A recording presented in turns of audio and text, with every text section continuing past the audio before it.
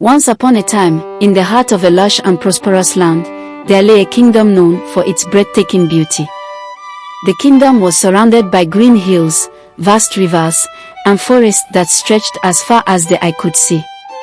It was a land blessed with fertile soil, where crops grew abundantly, and the people lived in peace and prosperity under the wise and just rule of King Obiora. The crown jewel of this kingdom, however, was not its vast lands or its wealth, but the king's daughter, Princess Nkem. From the moment she was born, her beauty became the talk of the kingdom. Her skin was as radiant as the dawn, and her hair flowed like the dark rivers under a starlit sky. But it was her eyes, deep and wise, that captivated all who looked upon her. They were said to hold the secrets of the universe, and her smile could melt even the coldest of hearts. As Princess Nkem grew into womanhood, her beauty only intensified, and with it came the attention of many men. Nobles, warriors, and even foreign princes traveled from distant lands just to catch a glimpse of the legendary princess. She had become a figure of fascination and desire, her name whispered in the dreams of men all across the kingdom. But while many desired to marry her, no one had yet succeeded in winning her hand. King Obiora, protective of his beloved daughter, was determined that only the most worthy of men could claim her as his bride. "No ordinary man will marry my daughter," he often declared in his royal court. "Only one who is brave, strong, and wise will be worthy of her." And so, as the years passed, many suitors came to the palace, each confident that they would be the one to win the hand of Princess Nkem. Yet, despite their noble titles and grand displays of wealth and power, none had proven worthy in the eyes of the king. The people of the kingdom marveled at the princess's beauty, but they also began to wonder if any man would ever be able to meet the king's impossible standards. Whispers began to circulate that Princess Nkem would remain unmarried forever, a jewel too precious for any man to claim. But fate, as it often does, had other plans for the kingdom, for Princess Nkem, and for the man who would one day become her husband. Unbeknownst to the people, a storm was brewing on the horizon, one that would test the courage and cleverness of every man in the land. For deep in the forest, a lion stirred, a beast unlike any other, whose arrival would change the fate of the kingdom forever. King Obiora sat upon his golden throne, his brow furrowed in thought. He had spent years seeking a suitor worthy of his daughter, Princess Nkem. Noblemen and warriors from across the land had tried to impress him, but none had measured up to his high expectations. He wasn't just looking for a man of wealth or power, he desired a man who could match his daughter's grace, intelligence, and inner strength. The king's advisors frequently urged him to settle on a suitor, reminding him that Princess Nkem was of age, and it was time to see her married. But the king shook his head every time. "Nkem is my treasure," he said, "and no treasure should be given away lightly." Meanwhile, in the palace gardens, Princess Nkem spent her days in peaceful contemplation, well aware of her father's concerns. Though she trusted his judgment, she often wished he would let her have more say in her own future. As suitors came and went, she wondered if the man she would marry was somewhere out there, waiting for the right moment. But as King Obiora pondered the future of his kingdom, an unexpected threat loomed just beyond its borders, a threat that would soon force the king's hand. The fame of Princess Nkem's beauty spread far and wide. Men from neighboring kingdoms and even distant lands flocked to the royal court, hoping to win the favor of the king and the princess. The palace halls buzzed with activity as these suitors arrived, each one more determined than the last to prove themselves. The first to arrive was Obina, a prince from a neighboring kingdom. He was tall, handsome, and arrived with lavish gifts, golden statues, rare silks, and exotic spices. He bowed before King Obiora and made his case. "I am a prince of great wealth and power," he declared. "Marry me to your daughter, and our kingdoms will prosper together." But King Obiora was unmoved. "Wealth does not impress me, young prince. It is a man's character that I seek." One by one, the suitors made their cases. Some were great warriors, Others were scholars of renown, but none could sway the king. Princess Nkem, from her place behind the royal curtain, watched silently, her heart still unmoved by any of them. Still, the suitors continued to come, eager to claim the hand of the beautiful princess. Yet, the king's high standards left them all wanting. The kingdom began to wonder if anyone would ever be worthy of marrying Princess Nkem. While suitors lined up to present themselves before her father, Princess Nkem spent her days wandering the royal gardens. She loved the serenity of the palace grounds, where she could escape the constant attention and pressure of court life. Despite the many men who had come to seek her hand, none had touched her heart. Nkem was a woman of deep thought and intellect, and she longed for more than just physical strength or material wealth.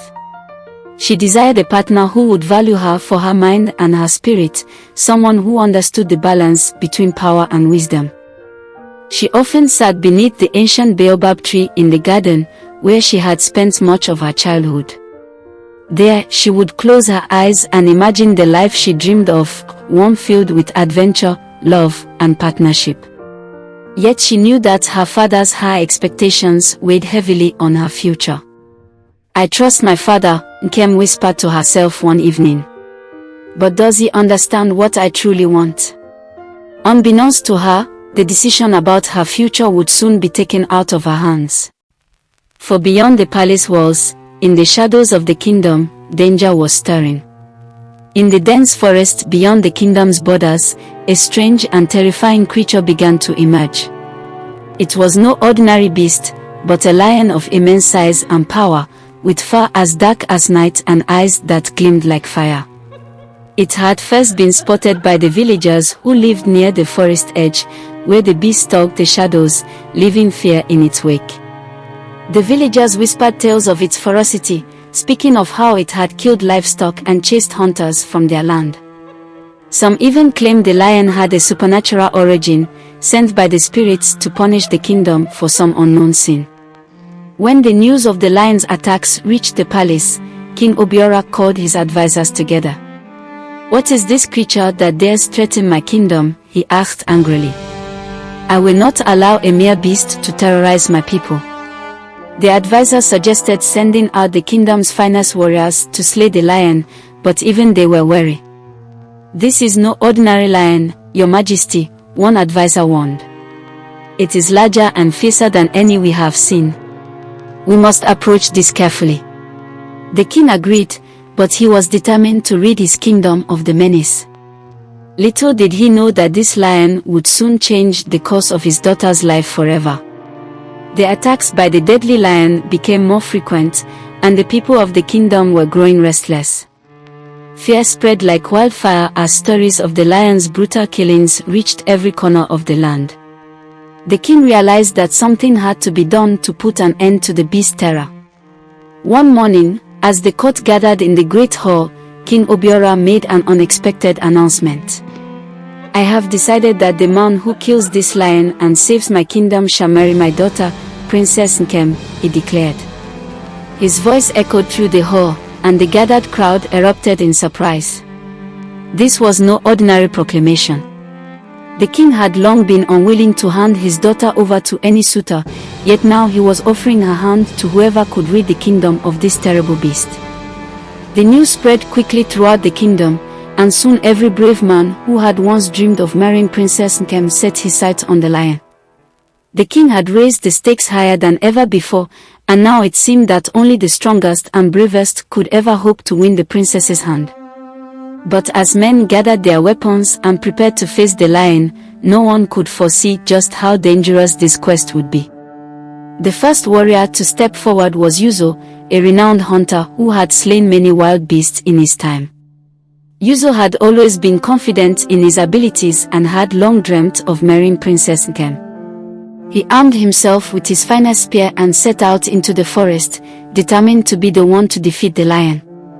The people of the kingdom watched with bated breath as Yuzo marched bravely into the lion's territory.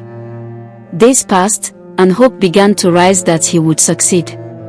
But then, one evening, the villagers near the forest heard a terrible roar, followed by silence. The next morning, Yuzo's body was found by the edge of the forest, mangled and broken. The lion had claimed its first victim, and Yuzo's dream of marrying Princess Nkem had come to a tragic end. The news spread through the kingdom, and a wave of fear gripped the people. If Yuzo, the greatest hunter in the land, had fallen to the lion, who could possibly stand against it? Still, the king's proclamation stood, and other brave men began to prepare themselves for the dangerous task ahead. As more men attempted to slay the lion, each one met a similar fate. The lion's reputation grew, and it was now feared as an unstoppable force. Warriors who had once been eager to prove their strength now hesitated, knowing that the chances of survival were slim. The lion's attacks became bolder. It ventured closer to the villages, killing livestock and frightening the people. Its roar could be heard at night, echoing through the kingdom like a warning of the devastation it would bring. The once prosperous land was now shrouded in fear, and hope seemed to be fading. Princess Nkem, too, began to feel the weight of the situation. She had overheard the stories of the men who had perished trying to claim her hand, and it troubled her deeply. Am I the cause of this suffering? She asked herself. In the palace, King Obiora grew more determined. The man who kills this lion will prove himself worthy, he repeated, though with each failed attempt, even he began to doubt whether anyone could defeat the beast. The once thriving kingdom now lived in the shadow of the lion's terror. The people grew weary, and the bravest of men hesitated to answer the king's call. Many began to believe that the lion was not just an ordinary animal but a spirit sent to punish the kingdom for reasons unknown. Desperation settled over the land. In the marketplace, whispers of despair spread among the villagers. If the finest warriors have fallen, what hope is there for the rest of us? They asked. Some even suggested that the king's proclamation was too harsh, that Princess Nkem should not be given as a prize for such a dangerous task. But the king held firm. I will not bend to fear, he declared. The man who kills the lion will marry my daughter. As the kingdom waited for a hero to emerge, hope seemed a distant memory. Yet, in the far corners of the kingdom, in a humble village, there lived a man named Dike, a man who would soon change the fate of the kingdom forever. Dike was not a man of great wealth or fame. He lived a simple life in a quiet village far from the royal palace, where he spent his days working the land and helping his neighbors. But Dike was known for something that set him apart from the others, his sharp mind and cleverness. While others relied on brute strength, Dike believed that intelligence and careful planning could overcome even the greatest challenges. When he heard of the lion terrorizing the kingdom and the king's proclamation, Dike knew that the time had come for him to act. Unlike the other men who had charged into battle against the lion, Dike had no intention of relying solely on strength. He had heard the stories of how the lion had outmatched the bravest warriors, and he understood that a different approach was needed. With a calm and determined heart, Dike set out toward the capital. As he traveled, he thought of the princess, not as a prize, but as a woman who deserved a man who could bring peace to the kingdom. This is not just about the lion, he told himself. It's about saving my people. When Dike arrived at the palace, his humble appearance surprised the guards, but his quiet confidence caught the attention of the king. Dike knelt before King Obiora and declared, I will defeat the lion, your majesty, but I will do it my way. Before making any rash decisions, Dike took a different approach than the previous challengers. Rather than charging into the forest with a spear, he began by observing the lion from a safe distance. He wanted to understand the beast, to learn its habits and weaknesses. For days, Dike followed the lion's movements through the forest.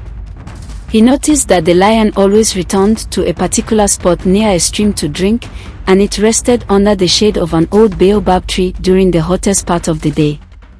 These details were important, for Dike knew that even the most fearsome creatures had routines.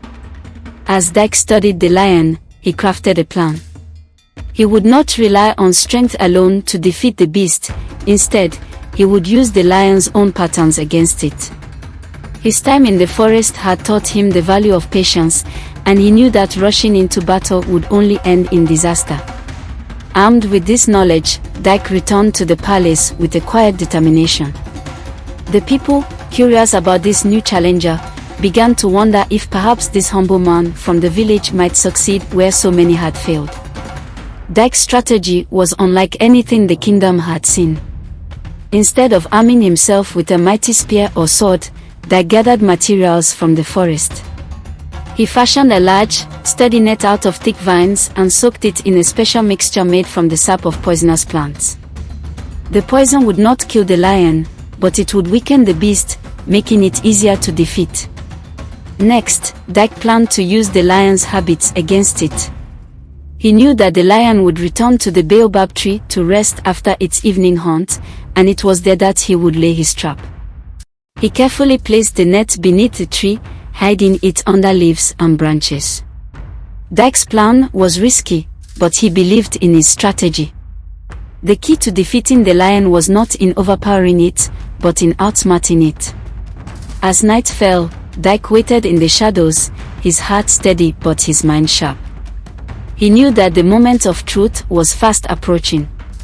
The people of the kingdom, still reeling from the loss of so many brave warriors, had little hope that Dike would succeed. But Dike remained calm. He knew that true strength lay not in physical power, but in the ability to think, to plan, and to act with precision. As dusk fell over the forest, Dike prepared for the final stage of his plan. He had spent days studying the lion, and now it was time to put his knowledge to use. With the trap set beneath the baobab tree, Dike began luring the lion toward it. He left a trail of meat leading from the lion's hunting grounds to the tree, careful to keep his distance. The lion, driven by its powerful hunger, followed the scent without realizing the danger that awaited it.